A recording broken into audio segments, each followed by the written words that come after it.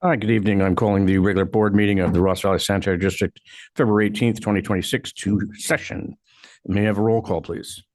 Director Meggs, Here.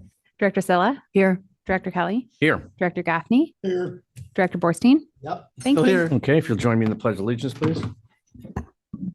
Flag of the United States of America and to the republic for which it stands, one nation, under God, indivisible, with liberty and justice for all.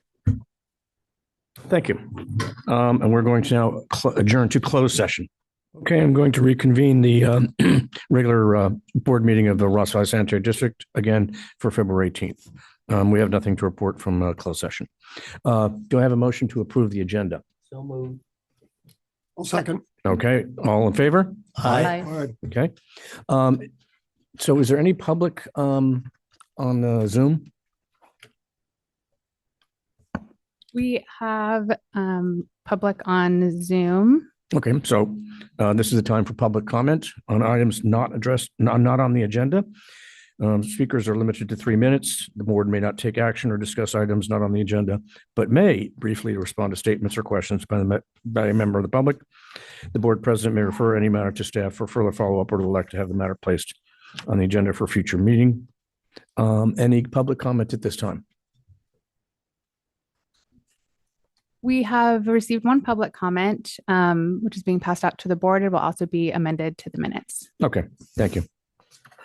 We'll amend that to minutes. Anybody on Zoom want to speak? No one has their hand Anybody raised. in the room want to speak? Well, thank you very much. Okay. So I'm going to move on to number 8, committee and representative report outs. Do you want to do finance, Tom? Yeah, I'll do finance. Thank you. Doug and I met yesterday with the finance committee. We reviewed and approved the January 2026 monthly financial report.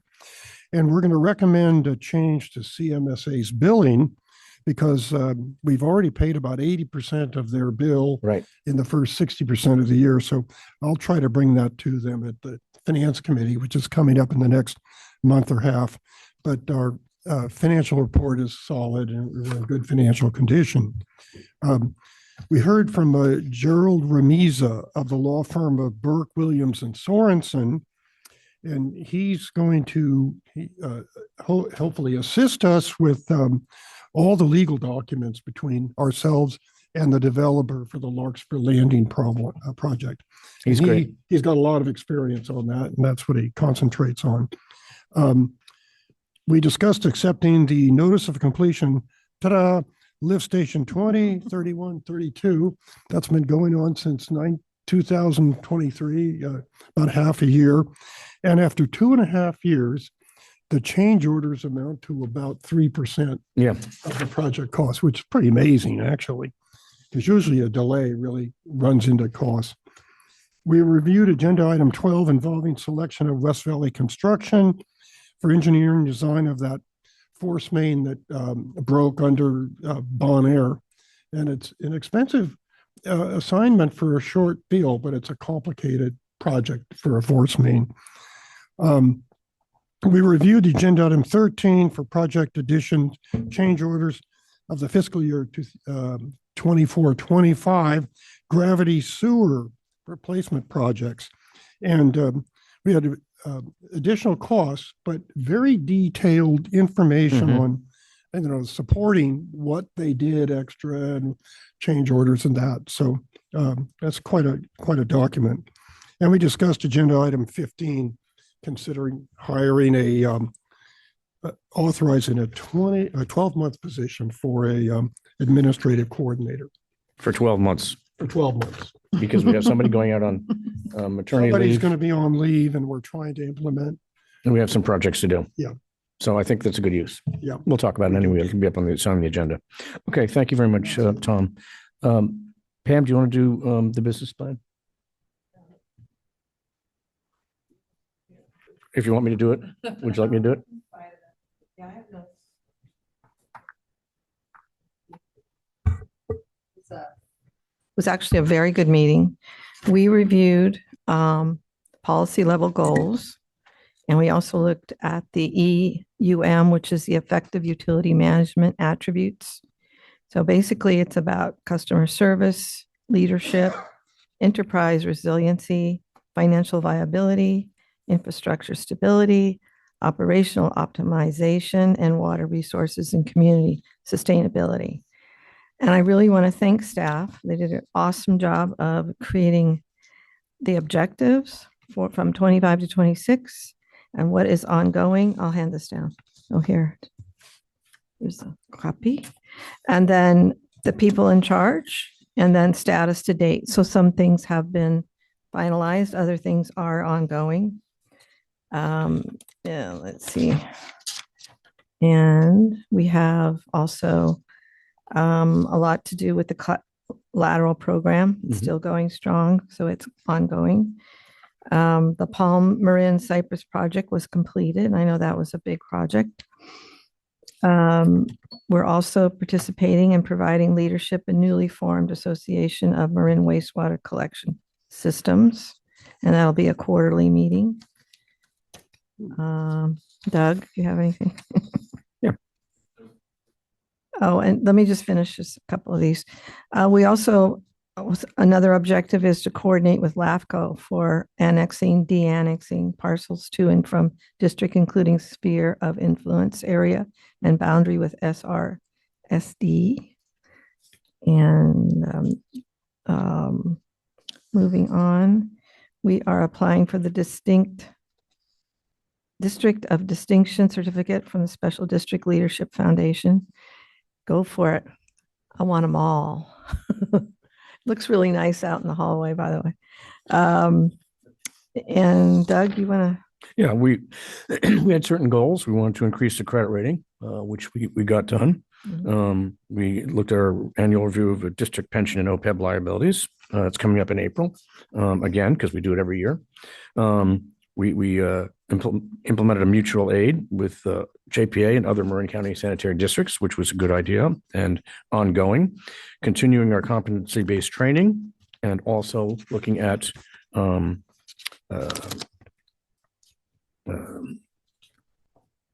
planning ahead for job vacancies and that type of forward thinking. Participate in discussions related to consolidation with JPA partner agencies. And there have been 3 meetings with SRSD staff. And so we're moving forward on doing the right thing for the ratepayers. So thank you very much. Well, Good you job. also increased the rating to AA+. That's what I said. Yep. Yeah. And now you're working on S&P now? Oh, well, we got it from Fitch. I know. So What does Fitch mean? that's the credit rating Oh. bureau.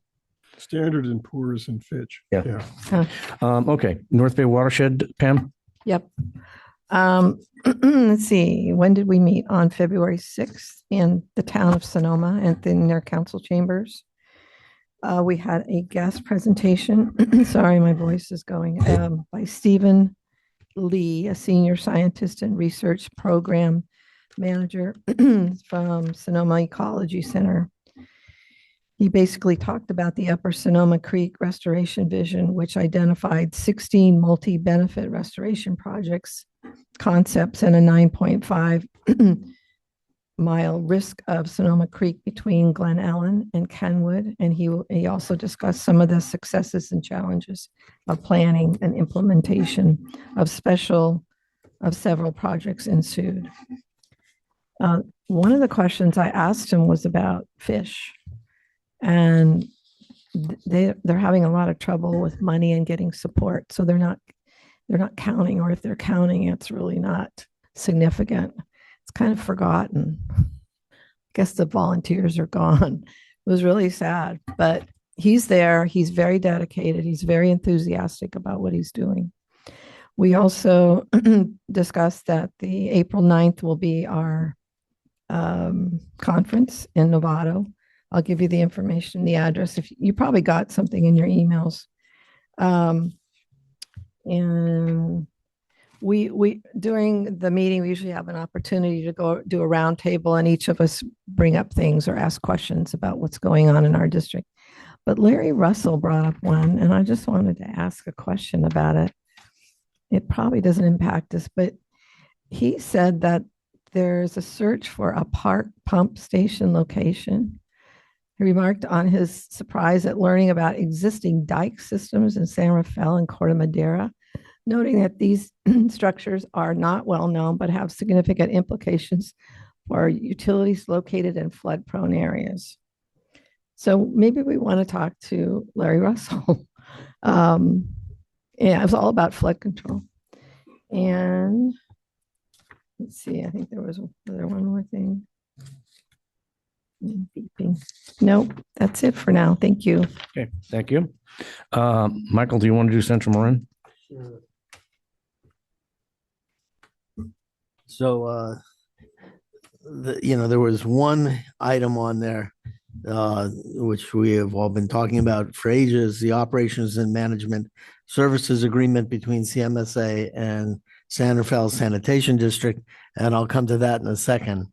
But it's noticeable that attending for San Rafael was not their normally person, Mary Beth Bushy, but it was Dean DiGiovanni and Alan Zaradnik, for reasons which we'll discuss.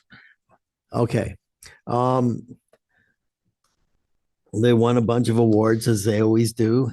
And then we did the authorization to bid the Headworks Gates replacement project, which is a big project, but it's in the capital improvements budget, and it's there, and it needs to get done.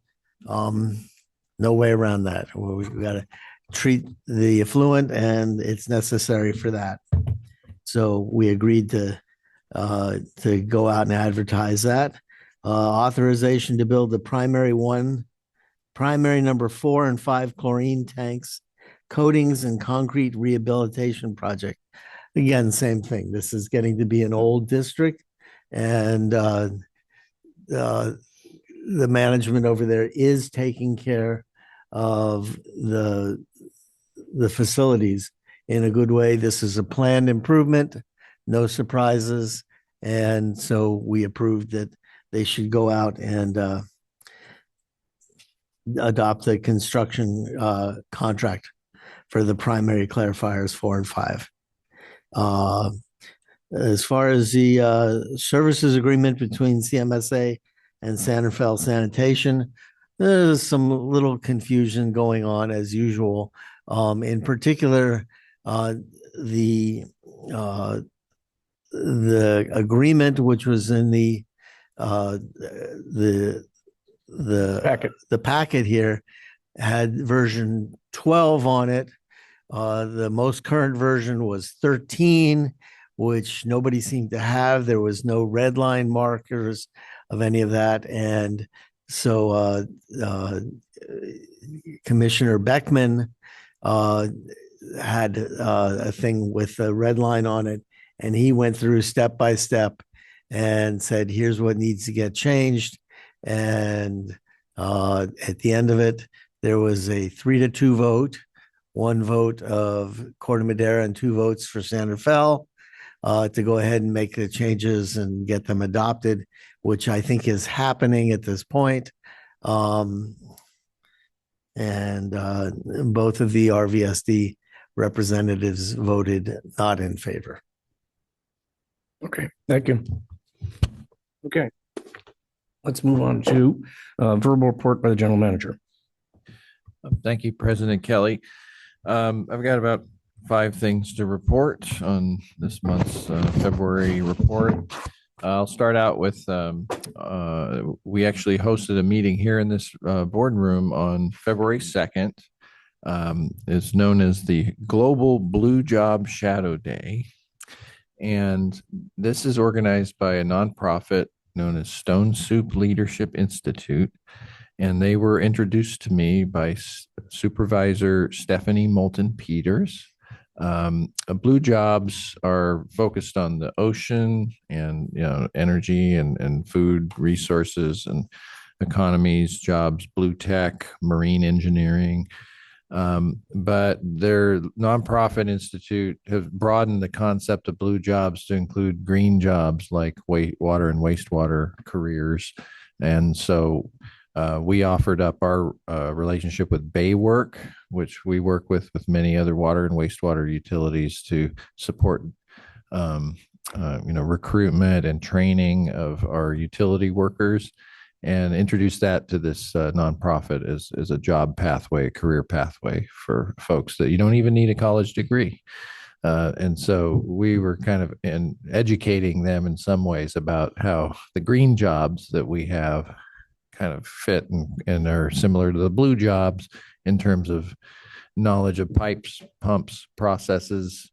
For an aquaculture facility is not that different than a wastewater treatment plant or a pump station. So it was a nice sharing of information, but the global aspect was helped to be managed by our clerk, Christina Winnicky. She volunteered to run the Zoom meeting that included people from Portugal, Spain, Puerto Rico, Newport, Rhode Island. We had a bunch of folks here from the Canal Alliance, Marin City, underserved communities in Marin County, some the Boatworks folks down in Sausalito, all these jobs that are around the blue economy. So it was but it was a quick hour. It was 1 hour, and there were many speeches. And I don't know if I covered all the countries that were represented. But it was a neat experience, and we networked a little bit. But actually, we worked to get an intern from Baywork to speak about their experience working at a Las Galinas treatment plant over the summer, and as a career pathway. So it was nice from a workforce development standpoint. College of Marin is also involved, and there's efforts to involve the Romberg Center at San Francisco State, that's over on Paradise Drive in Tiburon. So anyway, we were here as a forum. We have a nice room to host an event like that, thanks to the audio visual and remote meeting capabilities. So thought you might be interested in that. It was a positive event. I think a good time was had by all. Good. Anyway, then my second announcement or report, Felicia and I attended the Marin County Special Districts Association meeting at the Tamalpais Community Services District in Tam Valley, and board members Kelly and Megs also attended.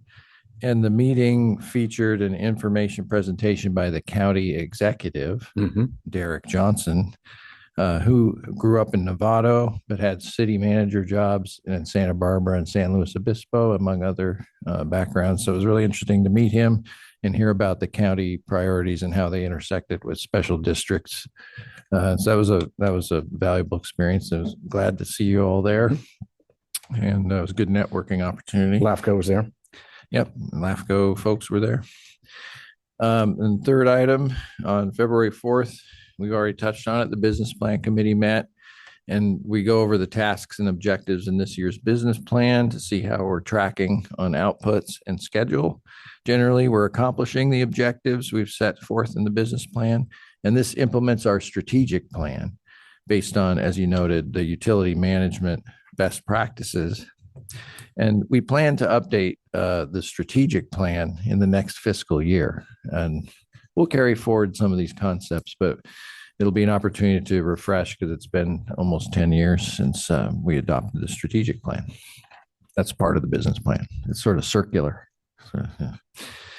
I'd also like to let you know that on January 21st, I went out with a repair crew on a dig job in Green Bay to change a buried dead end sewer into a rod hole. So I saw that from the beginning to end, and it was great work. Our crews are just so creative and adaptive when they meet challenges, and it's just great. It's just so fun to watch them do their work, and they're so skilled. Similarly, on February 13th, I went out with the CCTV crew to review a couple of root foaming sites and document findings on the condition of root intrusion. It's part of a broader study. So as you know, a year and a half ago or so, we started the root foaming study, and now we're studying how effective it is compared to our traditional cleaning, and that's underway. It's too soon to come to total conclusions on it, but it's a great study.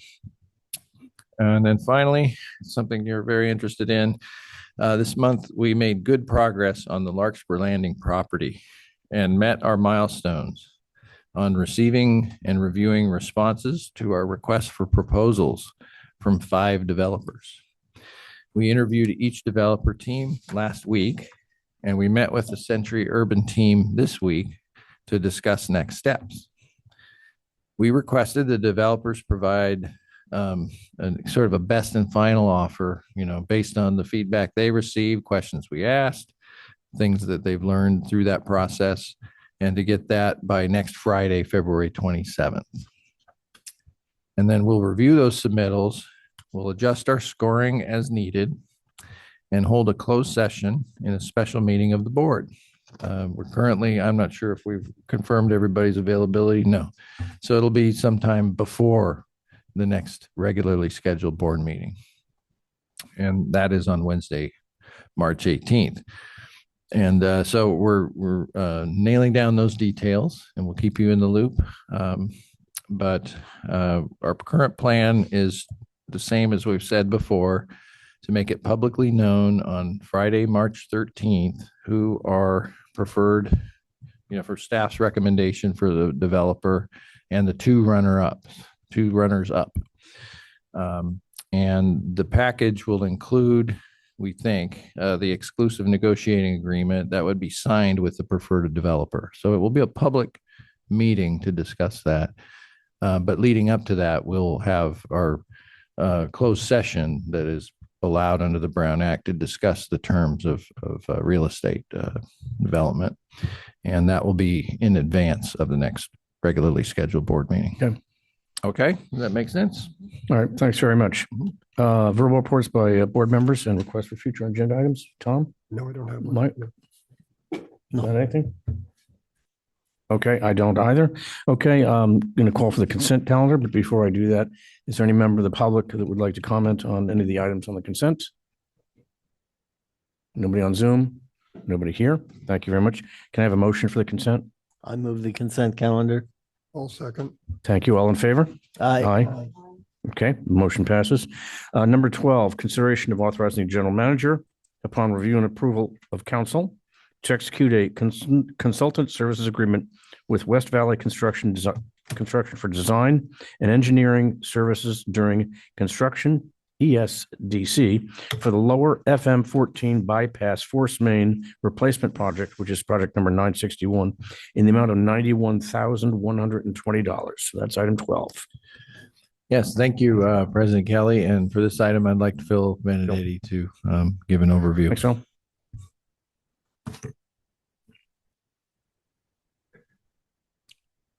Nope, it's not.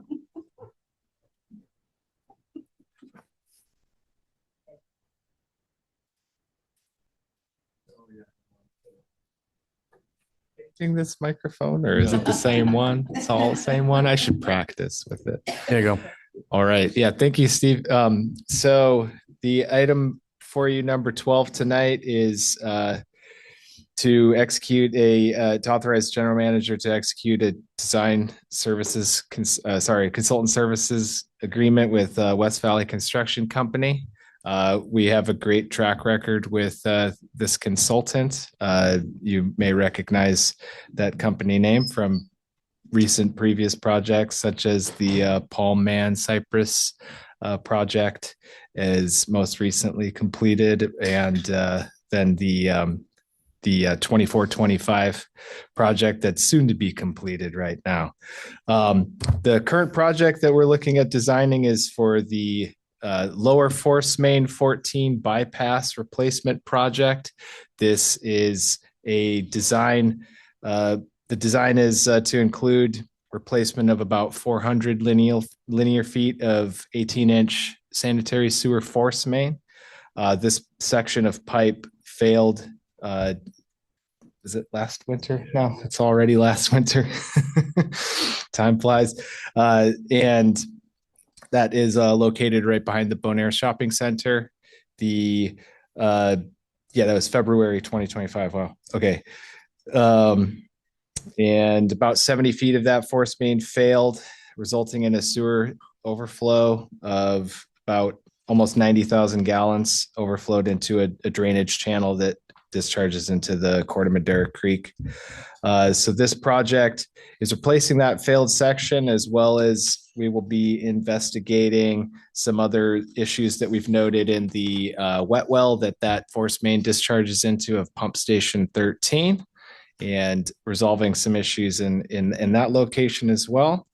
And is Daniel on the line? Okay.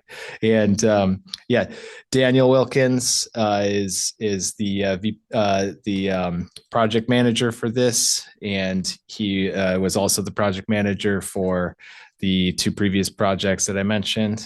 And he has a small child at home that he's watching right now, so he must be tied up for that. But I think he has a 4-month-old or something. But their schedule for us right now has us going out to construction in July. So beginning of next fiscal year. And that project should last until we've got it scheduled until the end of September. So that's what I have. Yes, we budgeted about $400,000 for the construction. I just have a comment. Okay. Yes. This is about the sulfur acid. It's part of the sewer gas, right? Correct. Yeah. Well, it's I mean, how this is fascinating to me. Sure. Yeah. So the sewer gas that's in a localized high spot is what we found to be the issue that is most likely what caused the failure of that reinforced concrete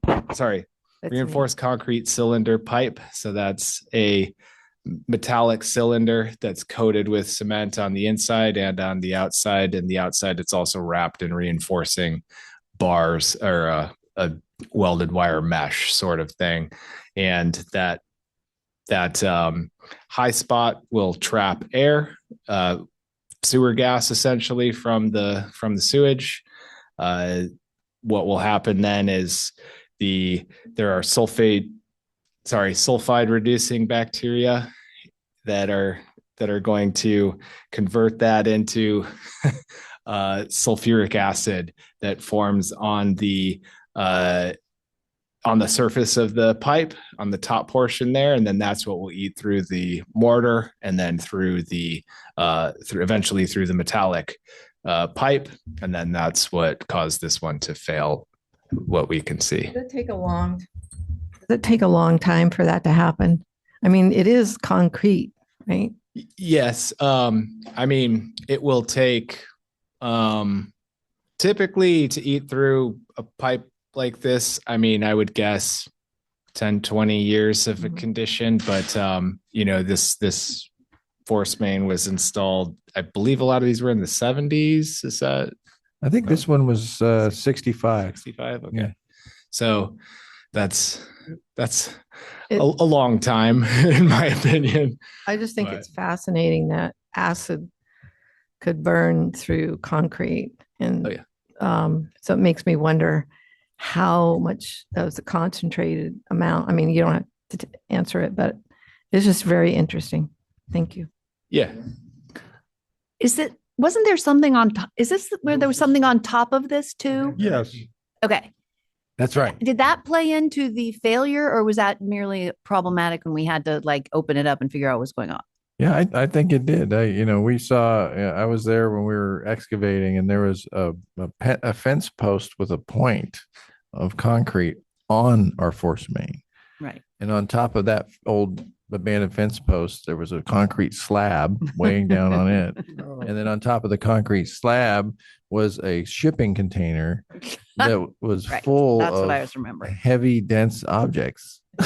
Okay. And so there was pressure over a decadal time scale on our pipe. We didn't realize this because our as-builts didn't indicate depth to top of pipe, but it was only 30 inches to top of pipe. And so, that's only 2.5 feet. So, and then, like I said, that concrete needle was just pointed and weighted into this pipe. So I think the combination of factors. Yeah, that's what I was remembering, the shipping container. I was like, is there something else going on in Bon Air, or was this the shipping Yeah, container? and Great, got what Steve told me is that they're going to bury this deep. And then it's Correct, key yes. that we're putting it in the roadway now. We're relocating it away from that container area. Yes, yeah. Where we're planning to realign it to will be both deeper and out from under where shipping containers or continuous load would be. It would be in the parking area under the asphalt. Michael? Okay. Yeah, Any you other know, back questions? in 1965, when this very substantial pipe was laid, it was difficult back then to dig a hole very deep, and now we have this horizontal directional drilling technology and since it's a force main, we don't have to be strict about its elevation for gravity flow. So it gives us some flexibility with technology and the fact it's a force main that we can do it in a trenchless mode that is sufficiently deep so it won't be damaged by surface activities. And the new HDPE pipe is impervious to sulfuric acid. Okay. Yeah. Any, You don't have to worry about the sulfuric acid with the HDPE. any public comment? Anybody on Zoom? Anybody in the room? Okay. Can I have a motion? Yeah, I move that we authorize the GM to execute a consultant service agreement with West Valley Construction for design and engineering services during construction for the lower FM 14 bypass force main replacement project in the amount of $91,120. Second. All in favor? Aye. Okay, motion passes. Thank you very much. Number 13, consideration of approval of contract change order number 2 for additional work on the fiscal year 24-25 gravity sewer improvement projects, which is number 958, with Glossage Engineering in amount not to exceed $1,164,906.30. Now, this seems like a lot of money, but we're doing a lot more work. So is this you, Phil?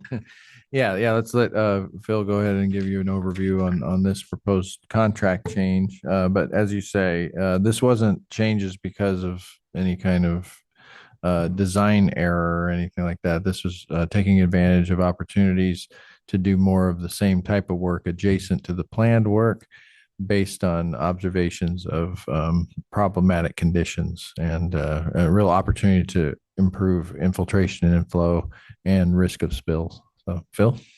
Yeah, thank you, Steve. So this is, change order number 2 in project number 958 for $1,164,906. As Steve said, 30 cents. and 30 cents. Yes. And it looks like we have Brian McCrae joining us from Zune Engineering. Welcome, Brian. And he should be able to answer specific questions about any of these proposed changes. Okay, go ahead, Phil. Sure. So this change order number 2, as Steve mentioned, it's entirely owner directed and some little extras that, like paving, things like that come up in the course of construction. And this is almost a balancing change order of sorts because we're toward the end of the project here. And it's a good time to just come true with all of those items that have kind of accumulated throughout the whole project over the last how long have we been going on here? Not that long.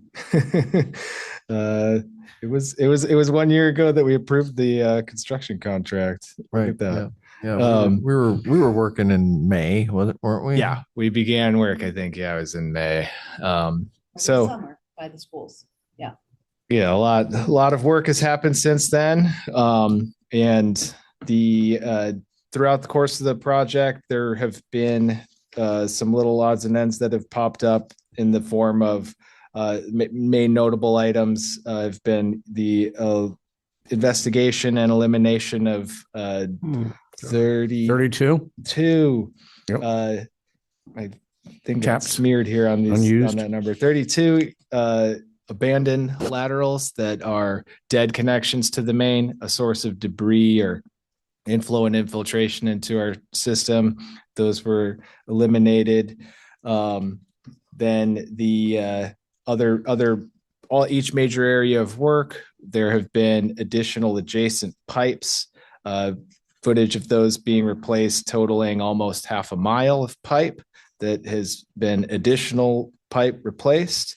The maps in the attachments B are the best place to look for that, and you can see the blue lines indicate the additional scope of work, and you can see they're, for the most part, either directly adjacent to areas that we were working on, and we utilized the contractor to televise additional footage of pipe upstream or downstream from a location that they're already working, and then we're able to assess the condition of that right there in the field, and benefit from economies of scale of having a contractor that is already mobilized. The general public already knows what we're there to do, and it is a minor change at that point to add additional footage of pipe that is the same nature of work. Right. And also, I think importantly, the same price. Yes. And it is all the work, that additional footage is being performed at prices that were publicly bid.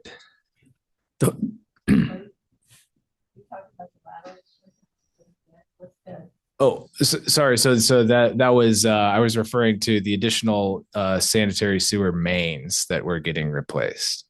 The laterals were one of the items in the change order. So yeah, you'll see a summary of that change order work is in attachment A that was prepared by Brian and Zune. You'll see each area of work, Stadium Way. We found a main that was not on our maps, and was all signs pointed to it being a sewer main. So we've now added it to our map, and we replaced it and addressed a lot of issues that were going down the easement off of Stadium Way. There were a couple of large diameter manholes on McAllister and Barron's in the neighborhood of those two intersections there that we could at high tide see inflow tidal water coming into the barrel of the manhole. So we opted to add the additional scope to replace those manholes. Yeah, it was a waterfall. It was like a underground water feature that happened twice a day. Very pleasant. Then, of course, the additional pipe on Lancaster and Barron's that were directly adjacent to the project area, and as well as a problematic area off of Alicio Drive, where there was a 4-inch cast iron system heading up a hill that was, I believe it was during cleaning, line maintenance. We observed some of the water and air coming out of the sewer main, out of the dirt. So we've realigned that and sorted out the whole issue up there for that. Yeah, that meets one of our criteria for considering adding work, is if there's an emergency, or urgency, of sewer work that we observe in our maintenance activities. And so this is an example of that, where we dealt with a real deficient system in almost real time. This is really an effective team, between the contractor, construction management team, and our in-house, project manager, Phil, just moving quickly on. It's almost like the CMMS supervisor review function, where, folks within maintenance will refer needs for repair right away and not forget them. This is an example of this repair function going straight to capital, because we have an ongoing contract and a team that can respond quickly. So instead of, there was a repair involved. That area that was like a sprinkler, when we did our hydrojetting of the line, we actually did send the repair crew out to fix that piece. But then within a week, we were able to mobilize our construction team. So I think it's quite a story of showing how nimble we can be to deal with issues that come up. Okay. There's a lot of work here, and I have a question. The work on Wolf Grade, does that go into the San Rafael? I mean, at some point becomes San Rafael, or is it just closed to Ross Valley? So our system ends where Upper Toyon, the portion of that before it hairpins kind of back down the hill. That ridge is our everything on this side of the ridge, or well, actually that side of the ridge, on our side of the ridge, is part of our system. Okay. There are a few properties, I believe, along there up off of Brett Hart that drain to us and are part of our district. But yeah, that's kind of the line right there. Okay. Yeah, it pretty much tracks with elevation of that road. You know, the summit is the boundary between us and SRSD. So this work has not been done yet, right? Yeah, it's been done. It's been done. Oh, okay. I was going to say, I'm confused. I couldn't tell whether we were approving the payment for it or you guys were going to come back out. Okay. So this was all done Yes, a long time ago, actually. Some of it. Okay. Yes, All right. That's is- okay. Fine. But I Wolf was just- Grade was later, but it's part of Okay. the same program. but it's like a balancing change order. see. Like I Phil see. said, you know, we're really going back and gathering the information and making sure that you have a chance to see what it is and the justification for it. Yeah. I remember standing, and you guys telling me about the stuff going down the Stadium Way where it turns a little bit. Okay. Right. Thank you. Yeah. When we're able to just extend unit quantities of bid items, then yeah, it's typically handled in a balancing change order. I have one quick question. So the whole project from beginning to end, when did it start? 24 or before that? So the contract was approved in February of last year. So 1 year ago today.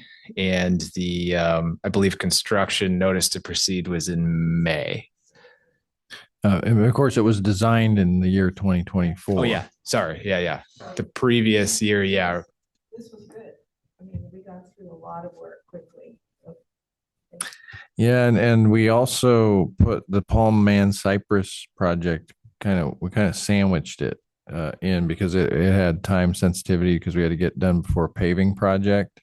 So we put this project on hold for a couple, 3 months. Yeah. And then it got restarted then in the fall after we completed Palm Man Cypress. So it was a very ambitious year. And our chief finance officer, Victor, is not here with us, but he was expressing some concern about, not keeping this pace of capital work because we need to replenish our reserves. So we heard him. But Tom? Good on Phil for getting all this work done. So is this project done now? Is there more work going on or? We're working on punch list items. There's a little bit more potential work in Fairfax that we're looking at right now. Okay. But we're wrapping it. It's winding down. And then we'll get a great big list of plus this, minus that costs, just like we did for This should be handling most of that. We're still Brian and the contractor are still working through every last detail. This is what we've come to an agreement on so far that we can bill for essentially with your approval.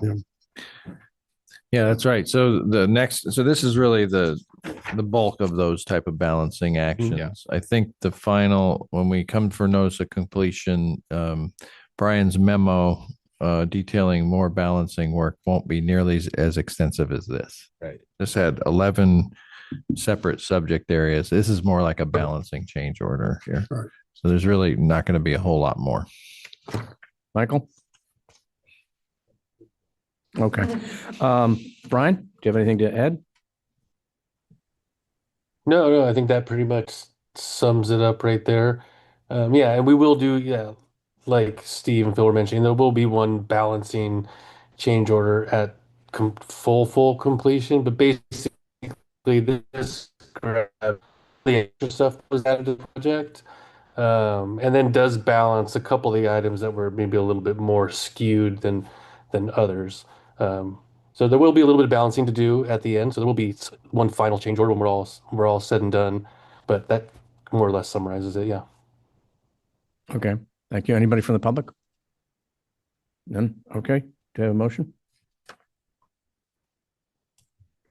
I'll move that we approve a contract change order number 2 for additional work on the 24-25 gravity sewer improvement project with Gloss Engineering in an amount not to exceed $1,164,906.30.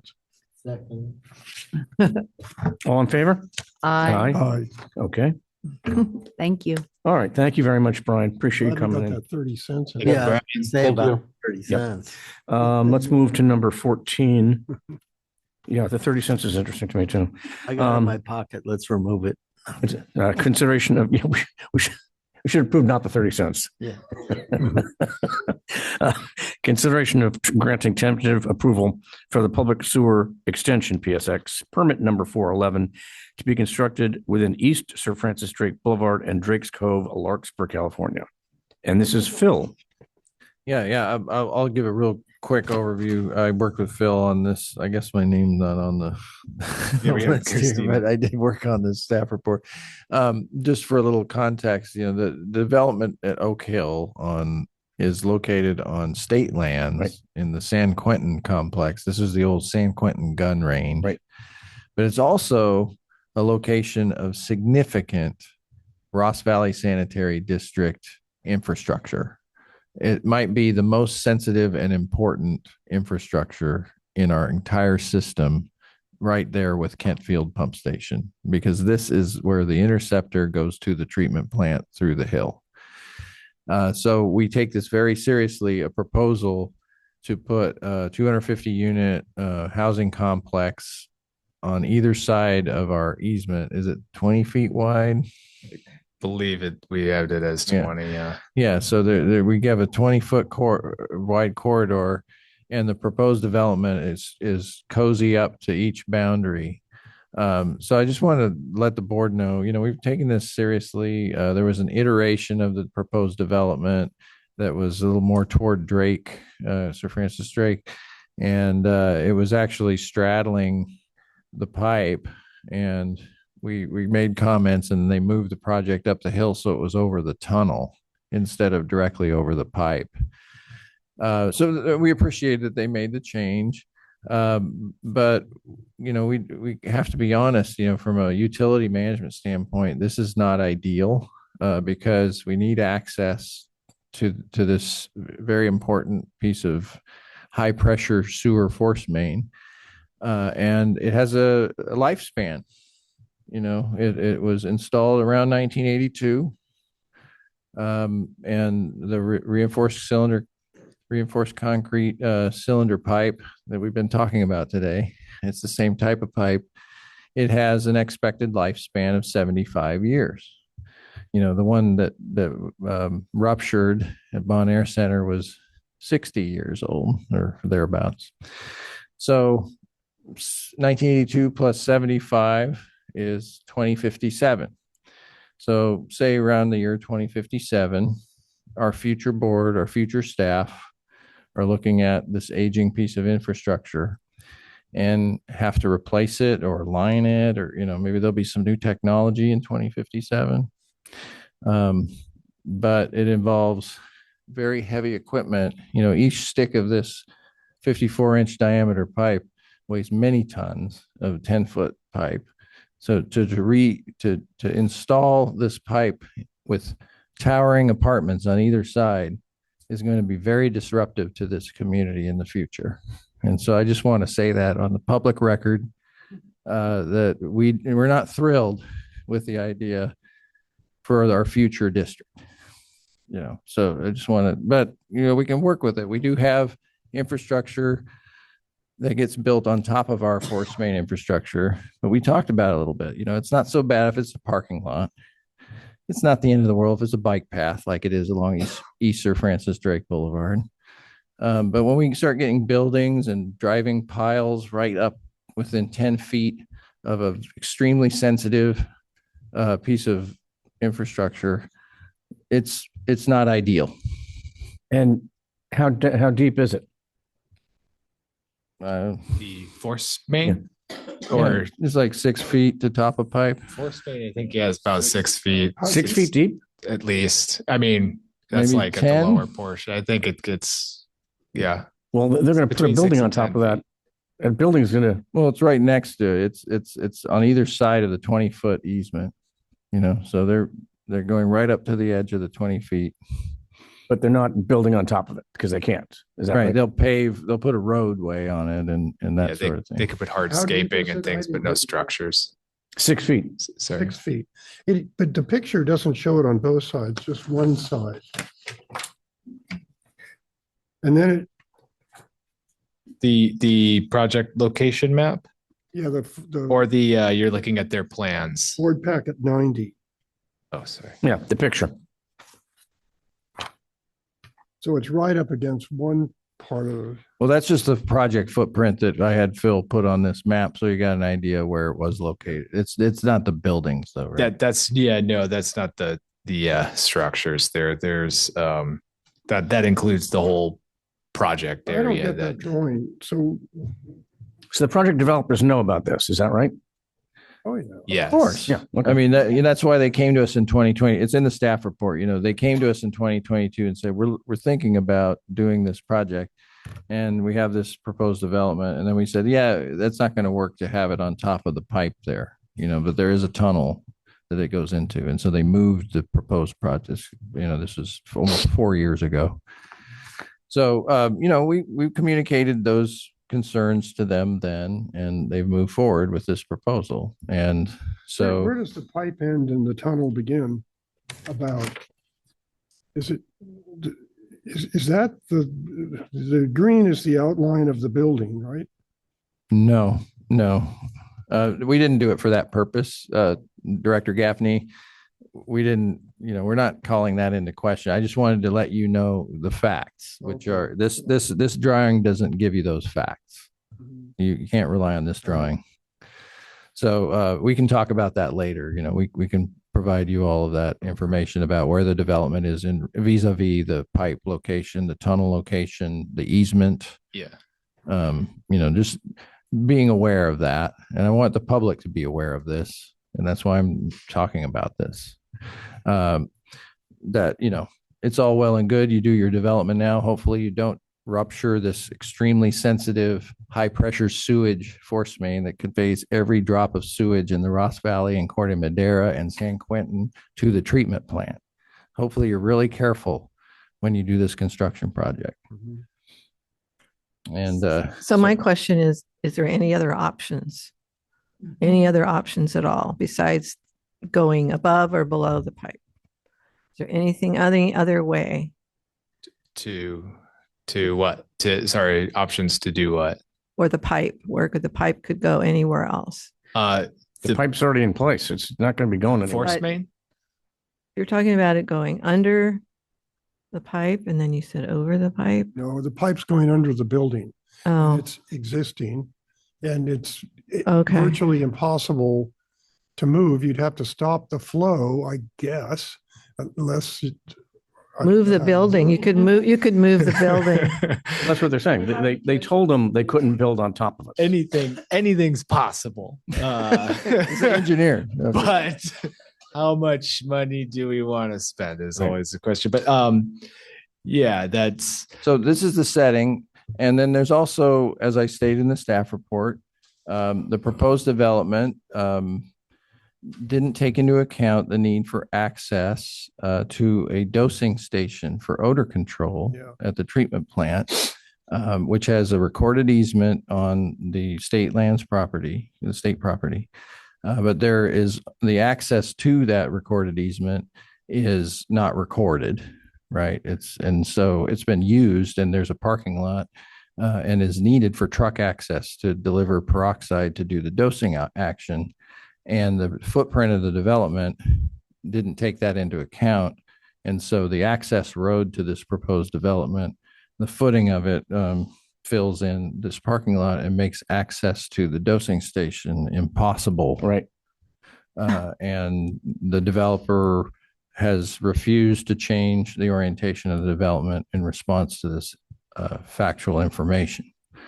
So that's a factor that disrupts the sewer infrastructure as well. And then finally, the proposed public sewer extension is needed because this area was annexed earlier or in 2025 to be able to provide sewer service because it wasn't even within our district. And now it is. And so there has to be a connection to this proposed development to our sewer system. And there are manholes along Drake's Cove Road where this connection could be made. Looking at that diagram, I think the L001100 would be one logical connection, but there's private property in between the state lands and this part of our infrastructure.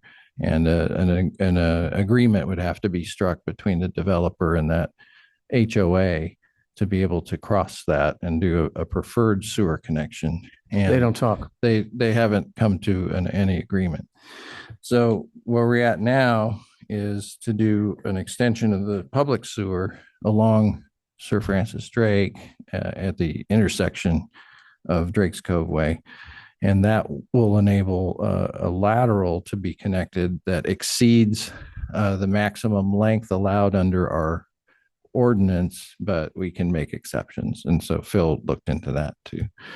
So that's kind of where we're at to be able to service this proposed development is to come up with this type of orientation. And maybe in the future, a better connection can be made. But for now, because nobody's talking between neighbors, and we tried to get them to, believe me, we spent time trying to get folks together going back as far as May of last year, but we weren't successful. So this is like a compromise to keep things moving forward so that they can make their plans as their development proposal moves forward.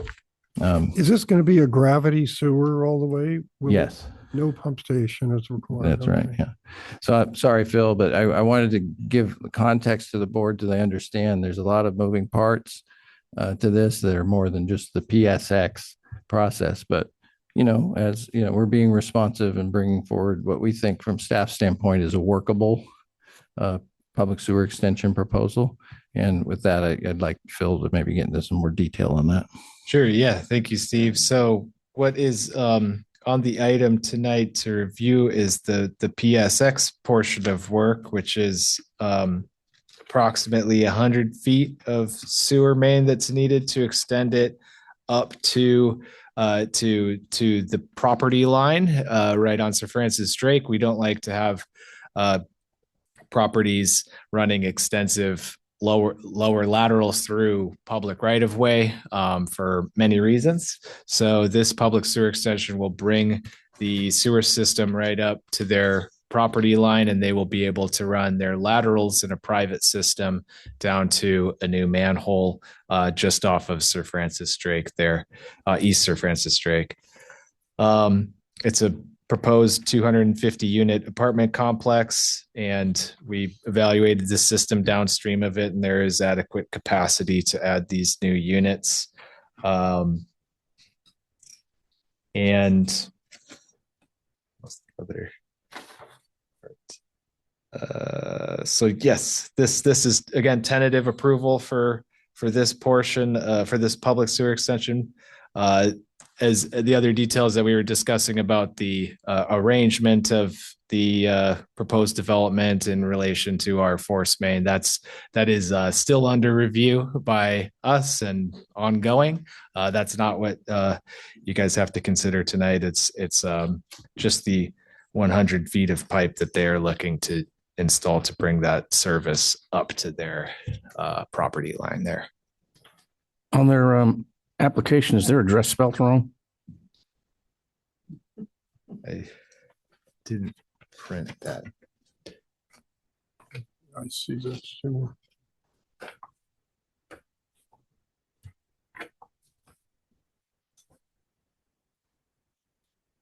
Oh, yeah. You mean California? Okay, well. Isn't that okay? Yeah, that's not how it's spelled. Okay. I mean, I'm not a good speller, but okay. Well, So my question is, so are we just voting, or I don't even know if we're voting or is this an information item? I'm confused, but there is this application in here for the PSX by Melinda Thomas, there's no title. I don't know who she is. She's a consulting engineer for BKF that has designed the Okay, the PSX. They're the ones that prepared the drawings that you find in there that show the sewer system. I guess I'm a little worried about going ahead and then a bomb dropping about some of the that things are not clear. I guess that's where I'm at. Well, Am I wrong? I I've never I'm- seen the word tentative so much. Oh yeah, I'm sorry if I've No, with 'cause that there's a with bunch of that steps. background if it's confusing. They So gotta move I want to center things back on really page 89. We have a recommendation. So we want to make sure you are aware of the context Okay. that where we're working. It's not ideal. I have a word I use for this, suboptimal. We can work with this, and I think it's a suboptimal, it's a compromise, to do this. Pam, look at page 91. But we have a recommendation to grant for the 100-foot, because anytime somebody wants to extend the public sewer Mhm, to be able to facilitate a development, right. and this happens throughout our district in different locations where our public sewer isn't quite long enough to do an allowable length of lateral. Mhm. And so this is one of those cases where there's no way for them currently, we tried to get them to be able to do a shorter run, but we weren't successful in getting cooperation. So they worked at it too, And so we're come back to the proposal is to extend our public sewer 100 feet along East Sir Francis Drake, and that they will pay for it, and they pay fees, for our staff time. And we build that in, how much of our effort it takes. So the proposal is to grant this tentative approval. And why it's tentative, and Phil, you can speak to this too, but is that not all the details have been worked out. Right. That's right. But this gives the go ahead that the board approves moving forward with extending the sewer system. And then, to let staff work out the details with the applicant on during the permit process. Right. Okay.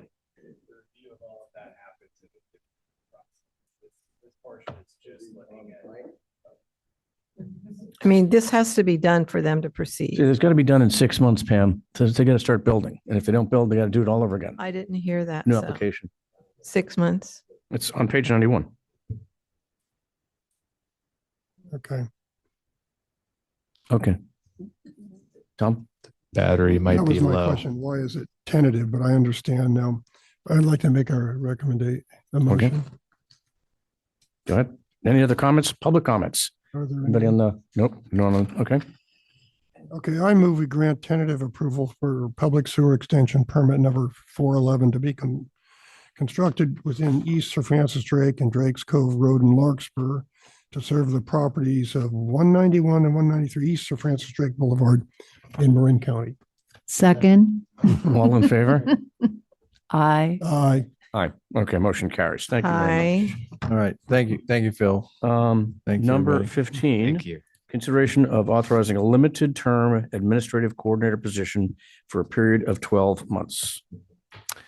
Yes, thank you. I'd like to invite our board clerk management analyst, Christina Winnicky, to make Who knows how to this- use a microphone? to make this presentation. You can do it from your seat, Christina. You've got a microphone. We'll have her speak from the podium. If Okay, that well, we're going pleases to replace the batteries in the Yeah, in the microphone then. it'll just take a moment. You can take a brief break. A breather. Yeah.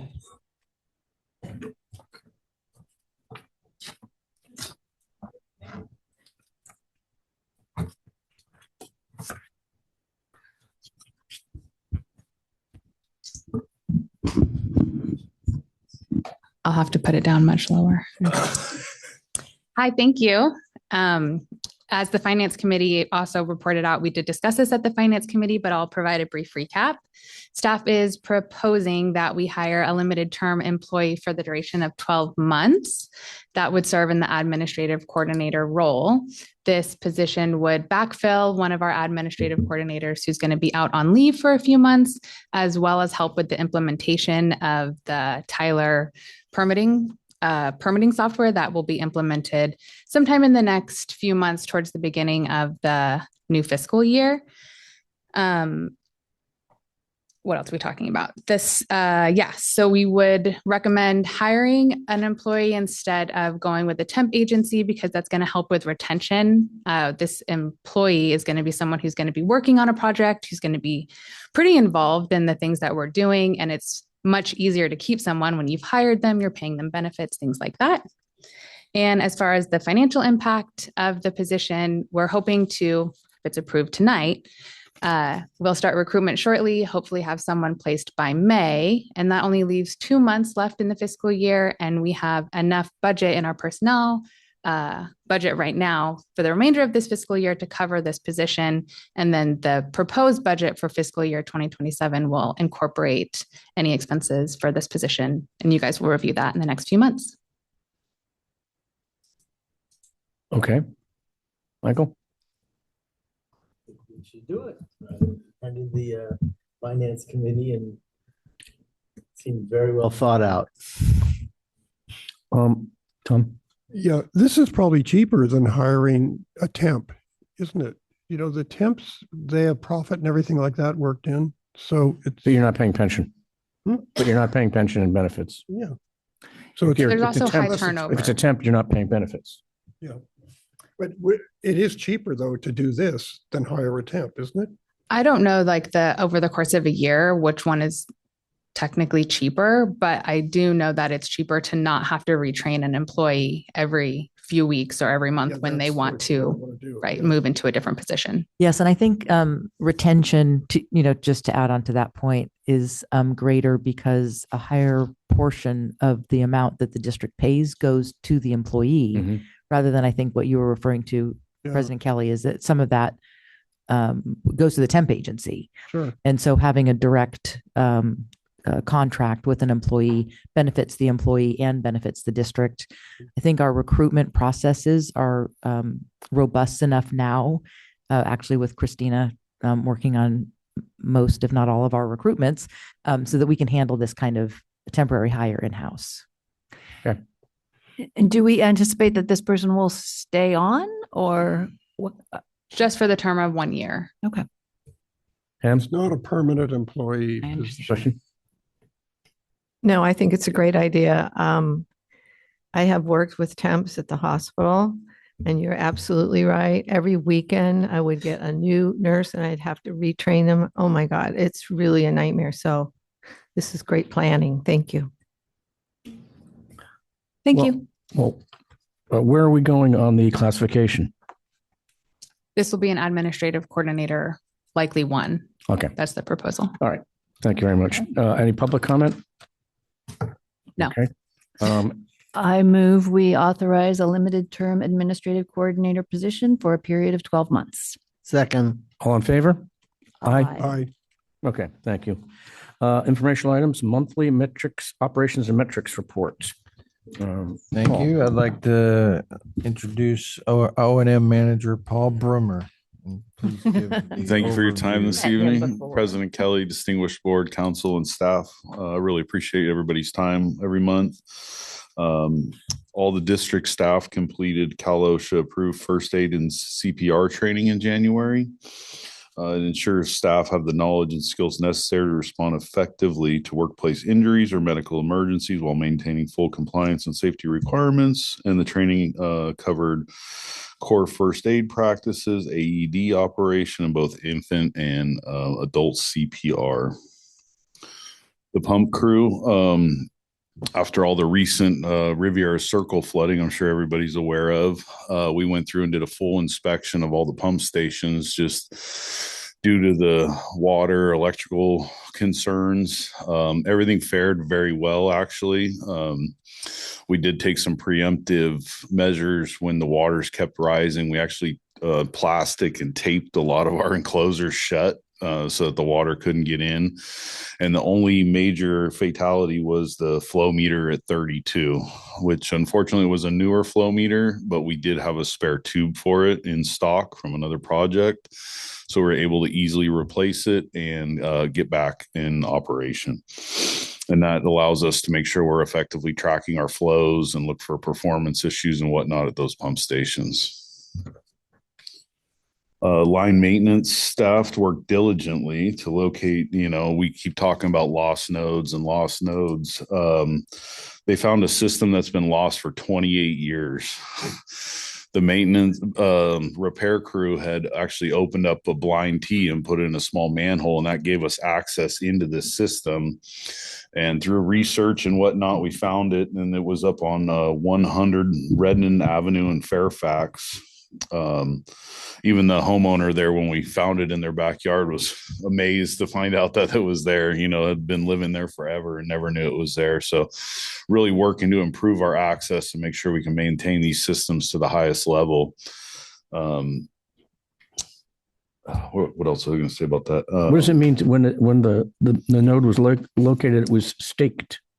Yeah. So now another thing we're doing, especially in easements and, hilly middle of the night, staff are responding to a service call or a backed up. We now have green fiberglass stakes, and we have our name and phone number, sewer. And what we do is we drive them into the ground right at any access point. That way, if staff in the middle of the night can use a flashlight and easily find them, they don't get buried again. They're about 3 foot tall. Okay.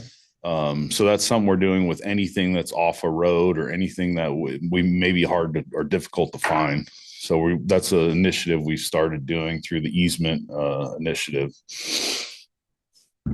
The repair crew also replaced a rod hole casting. This was another node that would disappear every other year or two, just due to the terrain, the steep hill. The water would flush the mud over the top, and we'd effectively every year or two have to go out there and start digging and try to find it. So the repair crew went out, dug it up, raised it up above level, and then backfilled and corrective. So now we can't lose it and maintain the system a little bit better. Condition assessment. One day this month, they started at 4 a.m. over on the three-way intersection of Center Ave, Pastori, and Belmont Avenue. As you guys know, very busy intersection, very tough with traffic control, bike riders, children. So wherever possible, these heavy traffic areas, we try to start a little early. The CCTV equipment's pretty quiet, so we're not disturbing homeowners.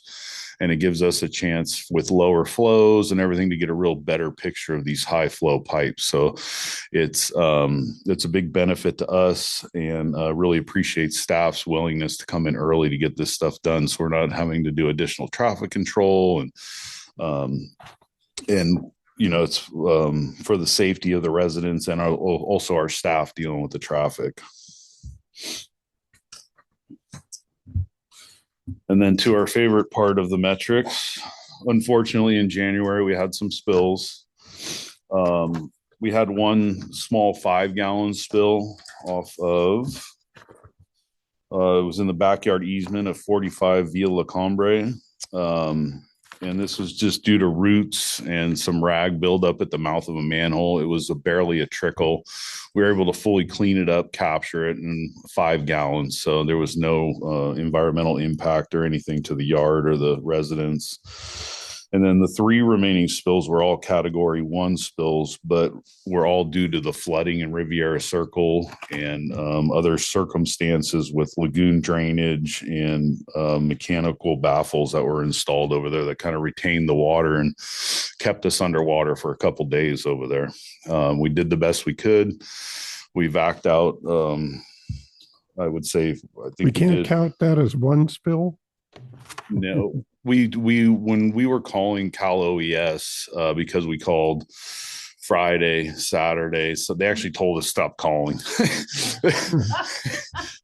They were being inundated throughout the whole region with calls, and so we have to technically do them as each is a different spill, especially because there was a start and stop time for the first two. We actually were able to stop it. The third and largest spill was over 2 days or 3 days kind of sustained. So that's why that was the largest spill there. But I do want to commend staff's actions out there in the field. We had staff stationed overnight in those trucks running loads and loads. I think we did about 49 full VACCON loads over to 14, stopping the sewage flow whenever we could, keeping the water levels down, trying to keep the homeowner safe and make sure the water wasn't creeping into their houses, and doing everything we could. We had our 6-inch bypass pump running. We had 3 VACCONs running. And 8 staff over there at one point, just running around, checking stations, pumping, vacuuming, cleaning. So it was quite a way to start the new year, unfortunately. But we were under the 50,000 gallon threshold for sampling, reporting, and memos. We didn't have to do a public notification due to the gallons spilled. And I really want to, like I said, commend staff on making sure that we kept that volume down, and all their hard work out there really paid off.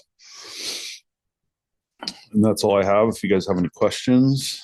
Where do you dump the water that you vacuum? Where do you guys dump it? So we were over by the new library over there, right across from 14. So we would dump it in the manhole, and it would go right into 14, and then it would pump back over across the creek there. New library, did it flood? It was pretty close. The water was coming up over the road, over the Redwood High School football field, and also it was right up to the doorstep, basically, of the library and all that. There was 2 feet of water in that whole neighborhood. That's scary. It's bad. Brand new library. But good work. I know everybody worked really hard, and it's We hard. tried our best. It's hard when it's pouring like that, to do your job, but that's when we need you. Yeah. Well, we were there, and I felt bad for Steve. Steve stepped in and was helping me from Hawaii. So I had to bother poor Steve. I felt really bad, but I really appreciated his advice and the phone calls and everything he did to support me out there. So it was a busy week. Okay. Thanks a lot. Thank you. Community Outreach Award annual metrics. Yeah, I love this. Yeah, This this is different. I want to thank Christina Velasquez, who really is taking up the mantle as our management analyst in the engineering department, taking up the mantle of community outreach and tracking metrics. We do this annual report for you every year around February, just to give you a calendar year report. But she took the initiative to take some of our templates for reports that you recognize from, like, our budget reports and budget at a glance, and then a legacy, a little bit of Courtney Buell, who helped with the taking the branding graphics that Ardura eventually, originally put together, and then she refined. So Christina Velasquez has taken up that mantle and applied, and then put a report together on all the different activities she's been helping manage.